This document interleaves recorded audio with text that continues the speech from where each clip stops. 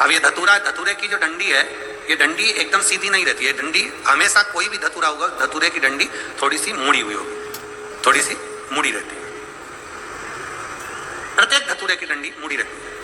अब आप अपने बच्चों को समझा रहे हो, इसका क्रोध कम नहीं हो रहा, मैंने समझा दिया, ज्ञान दे दिया, पिताजी ने समझाया, दादा समझाए, दादी समझाई, अपने घर के संस्कार अच्छे हैं, अपने घर में कोई गुस्सा करने वाला नहीं है, अपने घर में सब प्रेम करने वाले हैं, सब आदर करने वाले हैं, सब सत्कार करने वाले हैं। उसके बाद भी अगर बच्चे क्रोध में डूबे हुए हैं तो ये इनके इस जन्म का नहीं है, ये उस जन्म का है। जैसे माता पार्वती जी छोटी सी अवस्था धारण करती है, 5 वर्ष की अवस्था में माता पार्वती जी आती हैं। हर थोड़े दिन में माता पार्वती जी को क्रोध आ जाता है, इतना तेज क्रोध आता है माता पार्वती, जो सामान हाथ में आया वो फेंक। इतना क्रोध। माना जगतजननी हो, मां दुर्गा हो, भवानी हो, अष्टभुजा धात्री हो, पर मां जब एक बड़ी हो जाओ तब क्रोध करो तो चल जा, पर छोटी सी अवस्था में क्रोध आ। एक चिंता का विषय पड़ गया। हिमालय राज की रातों की नींद उड़ गई, मां मैनावती की रातों की नींद उड़ गई। हमारी बेटी पार्वती को हुआ क्या है, थोड़े दिन अच्छी रहती है, 2-4 दिन अच्छी रहती है, 2-4 दिन में क्रोध कर जाती है। इतना क्रोध करती है कि वस्तु फेंक देती है। इतना क्रोध मां पार्वती का। बड़ा चिंता का विषय पड़ गया, बड़ा। आज हिमालय राज का मन बड़ा दुखी था। हिमालय राज जी मन दुखी था तो हिमालय राज आज अपने नगर से बाहर निकल गए। बाहर निकले, थोड़ा सा मन को थोड़ा सा संभालने के लिए बाहर निकले, मन को संभाल। बड़े दुखी थे हिमालय राज, आज बड़े दुखी चल दिए, मन दुखी था। कई बार बच्चों का चिड़चिड़पन देखकर, कई बार बच्चों की हालत देखकर, बच्चों का क्रोध देखकर, माँ की तो आदत हो जाती है, माँ तो रोज घर में रहती है, 24 घंटे रहती है, तो माता को तो मालूम है कि बच्चे की स्थिति क्या है, बच्चा क्या कर रहा है, बच्चे की स्थिति क्या है, बच्चा क्यों चिड़चिड़ कर रहा है, माँ को मालूम है। पर पिता ऑफिस जाने वाला, पिता नौकरी करने वाला, पिता दुकान पर रहने वाला, संडे के दिन घर पर रहा, मंडे के दिन घर पर रहा, छुट्टी वाले दिन घर पर रहा, जिस दिन वो घर पर रहता है और बच्चों की ऐसी हालत देखता है, चिड़चिड़पन देखता है, गुस्सा देखता है, क्रोध देखता है, तो पिता को क्रोध आ जाता है।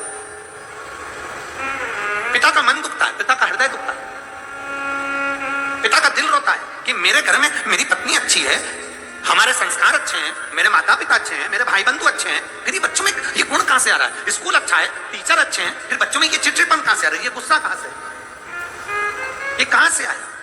आज हिमालय राज के नैनों में जल भर गया। मेरी बेटी पार्वती,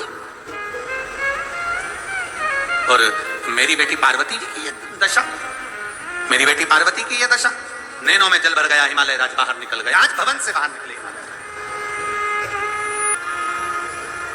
कुछ दूर चले ही थे, थोड़ी दूर हिमालय राज चले ही थे। इतनी देर में हिमालय राज को आज भगवान शंकर के परम भक्त, भगवान शिव के प्रिय भक्त श्री तुमरुका जी का दर्शन हुआ।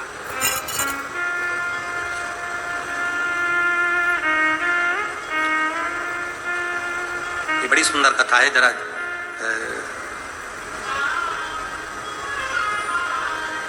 सावन के महीने की ये बड़ी प्रिय कथा है, आप इसका स्मरण जरूर करिएगा। बहुत बहुत साधु था। इस कथा को जनमानस तक इसका स्मरण जरूर होना चाहिए। हिमालय राज सामने से तुमरुका जी आ रहे हैं, घोड़े का मुख लगा है, हाथ में वीणा रखी है, एक हाथ में करताल है। नारद जी का जैसा स्वरूप होता है वैसे ही तुमरुका जी का स्वरूप है। घोड़े का मुख लगा है, हाथ में वीणा है, एक हाथ में करताल है, और तुमरुका जी भगवान का नाम लेते लेते चले आ।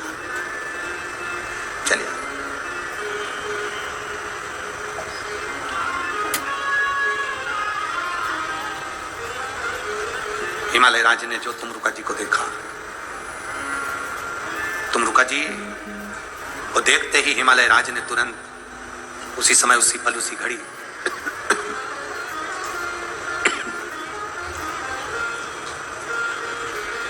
तुमरुका जी को देखते ही हिमालय राज ने उसी पल, उसी घड़ी प्रणाम किया। तुमरुका जी ने हिमालय राज के चेहरे की दशा देखी और दशा देखकर पूछा, हिमालय राज आज आपका चेहरा मुरझाया हुआ है। बहुत सुंदर बात कही है हिमालय राज ने। दुनिया के किसी व्यक्ति में ताकत नहीं है आपको झुका दे।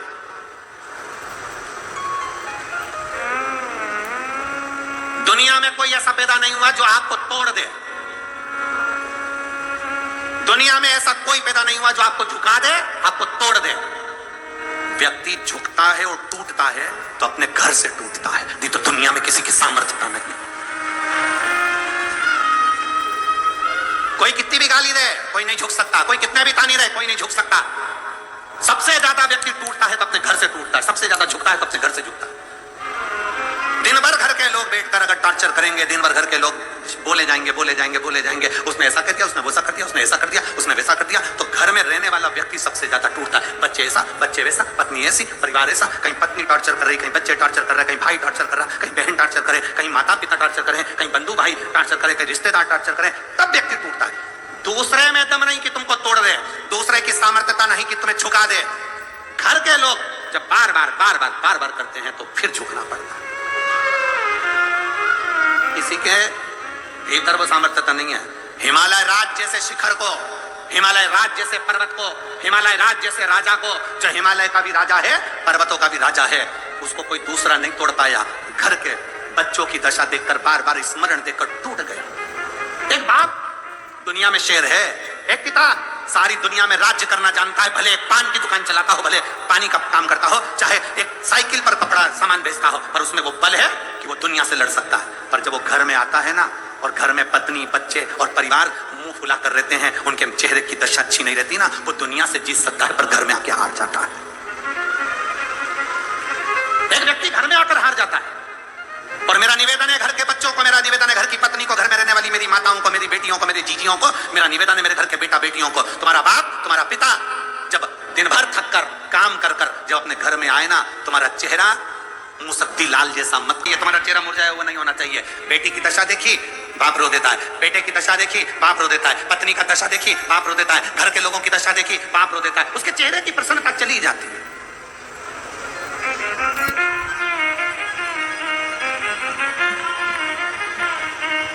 चाहे वो घर का पिता हो चाहे घर की स्त्री हो।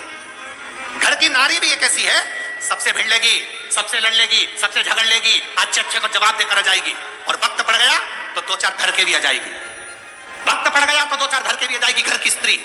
पर घर में पति पत्नी को सम्मान ना करे तो एक दिन औलाद भी अपनी मां का सम्मान नहीं करते, फिर एक दिन औलाद भी सम्मान नहीं। हिमालय राज की आंख में जल भरा। पूछा तुम रुका जी ने पूछा आज आपके चेहरे की दशा क्या है? आज आपके चेहरे की ये दशा क्यों है?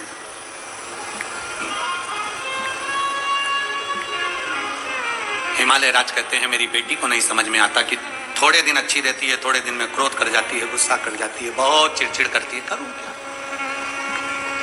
तुम रुका जी ने कहा देवऋषि नारद ने आपकी बेटी की पत्रिका बनाई, भाग्य बनाया, बताया क्या बताया कि बेटी अच्छी है, भाग्य अच्छा है, सब कुछ अच्छा है। फिर ये बेटी को तकलीफ क्या है?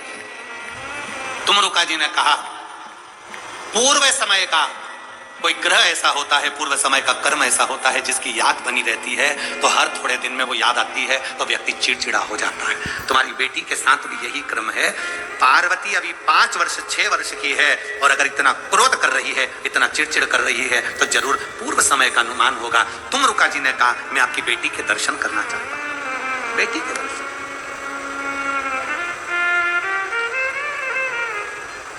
चलिए। श्री शिवा नमस्तुभ्यं, श्री शिवा नमस्तुभ्यं, श्री शिवा नमस्तुभ्यं, श्री शिवा नमस्तुभ्यं, श्री शिवा नमस्तुभ्यं। जैसे देवऋषि नारद श्रीमन नारायण श्रीमन नारायण श्रीमन नारायण करते हैं, वैसे शंकर जी के भक्त तुम रुका जी, उनके मुख से भगवान शंकर का नाम निकलता है, नमः शिवाय, ओम नमः शिवाय, श्री शिवाय नमस्तुभ्यं, उनके मुख से शिव नाम निकलता है। जिसके मुख से शिव नाम निकलता है उसको, जिसके हाथ से शंकर जी को एक लोटा जल चढ़ता है उसको जब भी तकलीफ आती है तो दुख की घड़ी क्षण उस व्यक्ति को पहले महसूस होने लगता है। घर में कई जीजियां ऐसी हैं, कई माताएं ऐसी हैं, कई जीजा ऐसे हैं, कई बुजुर्ग माताएं ऐसी हैं जो भगवान शंकर को जल चढ़ाने वाली होती है ना, तो कई बार अपने बच्चे को राय दे देती है, ऐसा मत कर बेटा, बाद में नुकसान हो जाएगा, बेटा ऐसा मत करना, ऐसा होने वाला है, मुझे ऐसा लग रहा है कि तेरे साथ कुछ होने वाला है। मतलब उसको पूर्वाभान हो गया। शंकर की आराधना करने वाला, शिव को जल चढ़ाने वाला, शंकर की स्तुति करने वाला, श्री शिवाय नमस्तुभ्यं बोलने वाले को पूर्व का भान हो ही जाता। तुमरुका जी को लेकर गए हिमालय राज। जो तुमरुका जी ने माता पार्वती जी का दर्शन करा, प्रणाम करा मां को प्रणाम करा। हिमालय राज ने पूछा, तुम एक छोटी सी कन्या को प्रणाम कर रहे हो? तुमरुका जी कह रहे हैं, ये छोटी सी कन्या नहीं, इस कन्या का जो पूर्व का जन्म है वो मां सती का है। अपने पिता की यज्ञ की अग्नि में कूद कर भस्म हो गई थी। ये वो सती मां है, ये वो सती मां है जो अपने पिता के यज्ञ अग्नि में कूद कर भस्म हो गई थी। दक्ष प्रजापति के यज्ञ में कूद कर भस्म हो गई थी। ये वो सती हैं। और आप कहते हो कि मेरी बेटी क्रोध करती है, चिड़चिड़ करती है। ये माता पार्वती जो क्रोध कर रही हैं, ये पूर्व जो पिता के घर में गई थी, पिता ने अपमान करा था, बहनों ने अपमान करा था, भाइयों ने अपमान करा था, परिवार वालों ने अपमान करा था, वो अपमान सती के दिल में भर गया था। वो अपमान आज तक सती के दिल में है और ये अगला जन्म ले ली, वो अपमान आज तक भूल नहीं पाई है, इसलिए चिड़चिड़ कर जाती है, क्रोध कर जाती है। वो अपमान आज तक नहीं भूली। कई लोग कहते हैं, गुरुजी हमारे घर के संस्कार अच्छे हैं, परिवार अच्छा है, माता पिता अच्छे हैं, दादा दादी अच्छे हैं, रिश्तेदार अच्छे हैं, एजुकेशन अच्छी है, स्कूल अच्छा है, ट्यूशन अच्छी है, फिर बच्चे इतने चिड़चिड़ क्यों करते हैं? ये आज का नहीं, पूर्व का है। पूर्व का। फिर मेरी बेटी को मैं, जो सती थी, पूर्व का अपमान उसके दिल में जो भरा हुआ है, वो अपमान समाप्त कैसे होगा? तुमरुका जी ने कहा, अगर पार्वती शिव की आराधना करे। हिमालय राज बोले, ये तो देवऋषि नारद ने मेरी बेटी को वैसे ही शंकर की आराधना बताई है। मेरी बेटी को तो शंकर भगवान की आराधना देवऋषि नारद जब बेटी गोदी में थी उस समय कहकर चले गए थे कि शिव की आराधना करे पार्वती, और मेरी बेटी शिव की आराधना करती है।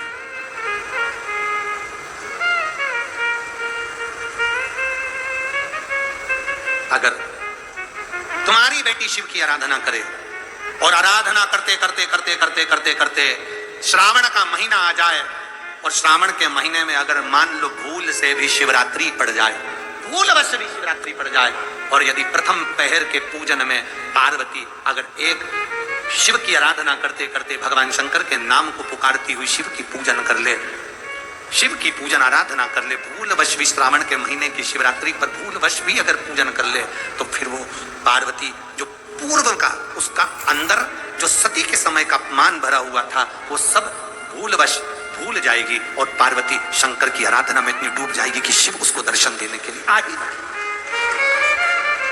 हमसे कई लोग पूछते हैं, महाराज जी आप ये पूजन कराते हो ऑनलाइन, इसमें 21 गेहूं के दाने बता देते हो, कहीं काली मिर्ची बता देते हो, कहीं काली तिल बता देते हो, लाल फूल बता देते हो, ये आप भगवान शंकर की पूजन में ये सब सामग्री बता देते हो, धतूरा बता देते हो, बेलपत्र की इतने नग चढ़ाना है, ये काम करना है। एक एक चीज, एक एक शब्द पुराणों में से कहीं ना कहीं से उस कथा में से लिए गए हैं, उस कथा के अनुसार आपको वर्णित किए गए।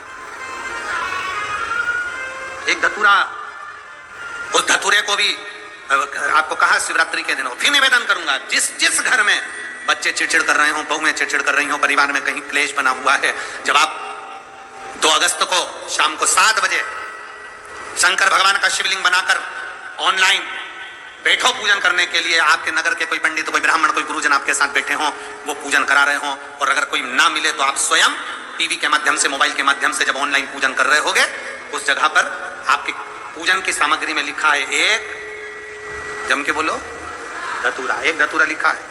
इस धतूरे के पीछे के भाग में, क्योंकि ये जो सोमवार से सोमवार तक का सावन आया है, ये 72 वर्ष के बाद आया, आपको कल कथा में कहा था। इसके पीछे के भाग में यदि पीला चंदन लगाकर, अग्रभाग में लाल चंदन लगाकर आप जिस समय पर पूजन करेंगे और धतूरा चढ़ाने का समय आए, उस समय पर जब आप समर्पित करेंगे तो ये भाव से समर्पित करें कि हमारे घर में जो क्लेश है वो समाप्त करें भोलेनाथ, और श्री शिवाय नमस्तुभ्यम बोलकर वो धतूरा भगवान देवादिदेव महादेव को समर्पित करिए। उसका फल फिर हमें बताना कि उसका फायदा मिला कि नहीं मिला। एक धतूरा, एक बेलपत्र का भी फल, एक लोटे जल का भी फल, ये जो सोमवार से सोमवार तक का जो सावन है, इसका एक एक एक एक एक बूंद जल का भी महत्व शिव महापुराण की कथा करती है।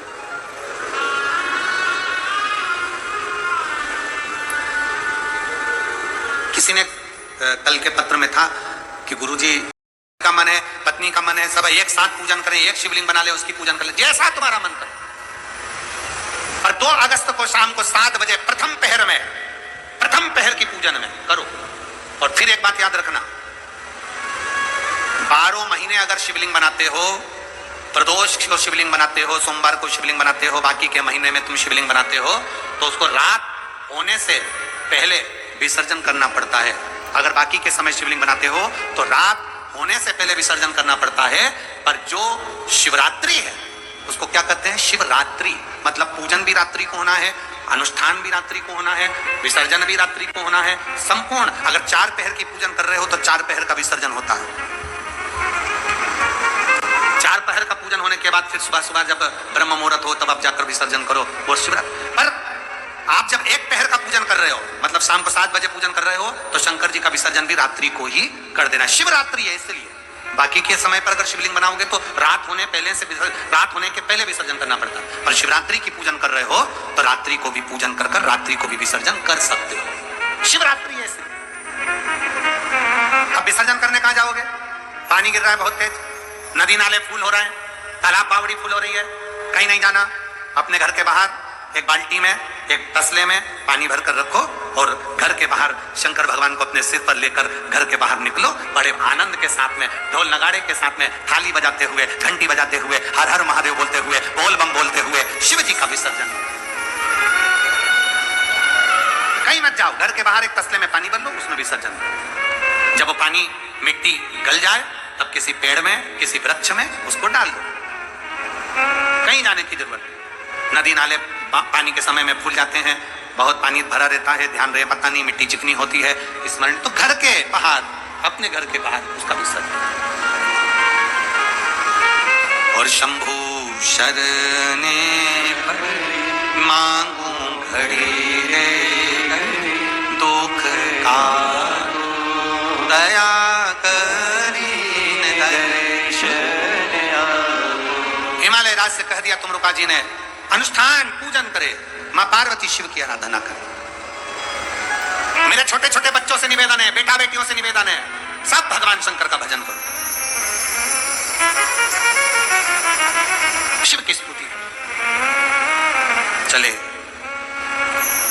पार्वती जी ने, सावन का महीना आया, शिवरात्रि का समय था, प्रथम पहर की पूजन करें। जिस प्रथम पहर की पूजन 2 अगस्त को शाम को 7 बजे अपन ऑनलाइन करेंगे, वो प्रथम पहर की पूजन माता पार्वती जी कर रही हैं। और करते से माता पार्वती जी को भगवान शंकर ने दर्शन दे दिया और दर्शन देकर कहा, पार्वती तू अब चिंता ना कर, तू मेरी ही शरण में आई, मेरी है और मेरी ही शरण में आई,